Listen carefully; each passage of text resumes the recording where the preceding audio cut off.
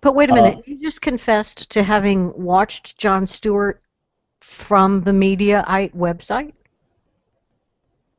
yes, Is that true? You have admitted to I've this? done that. I've done that. Yeah. You are a traitor to the conservative movement. No, I'm not, and that's the thing.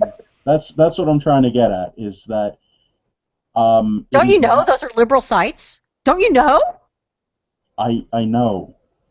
I know, and I am a rhino, I guess. I don't know.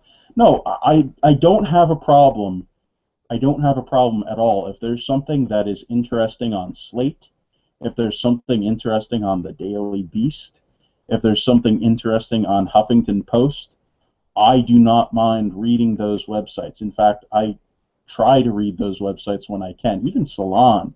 I mean, I try and read to if there's something that is useful, something that I can take and do something with. I mean, there these are things that are at our disposal. We should be paying attention to them to know at the very least what the left and the middle are thinking, because the middle, reads a lot of Huffington Post.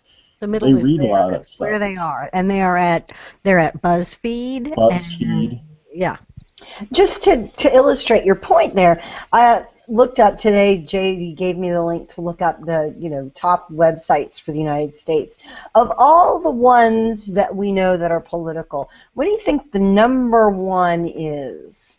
Probably HuffPo. Yes, at 25, that's their ranking. Number one is HuffPo. Guess who's close behind that? I don't know. BuzzFeed. BuzzFeed at 37. You know where Drudge is on that list? 105. 100. Yeah. There's a bit of a gap there, it seems.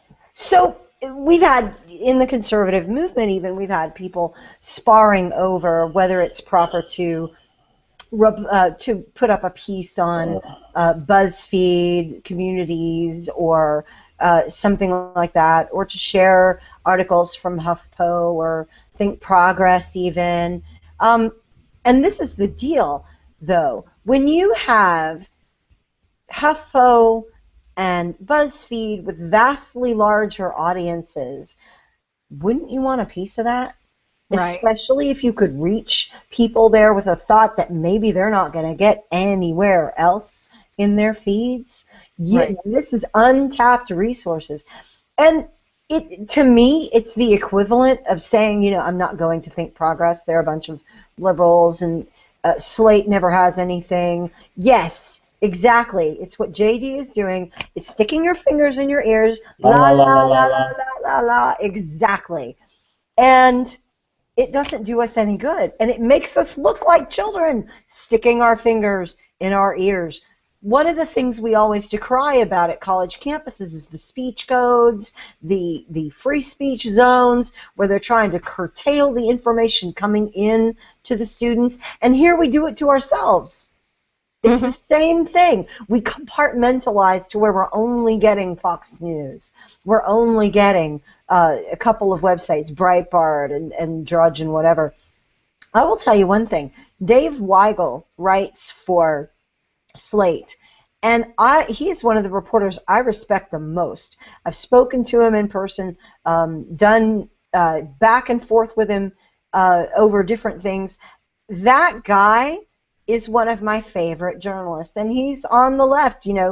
He's not radical crazy on the left, but he's a left-leaning writer. But I have found him fair and interesting and well-researched quite a bit. And Let's to quarantine discount her. him, She's got the rhino Ebola. Quarantine her. She's fraternizing with the left. Fraternize her with the left. to discount Dave Weigel, who is a good guy with real talent and skill and ethics, to discount him because of where his pieces show up, it's merely cutting off your nose to spite your face. Here's one. All hope is lost. These are actual headings of emails that they're sending out on the left.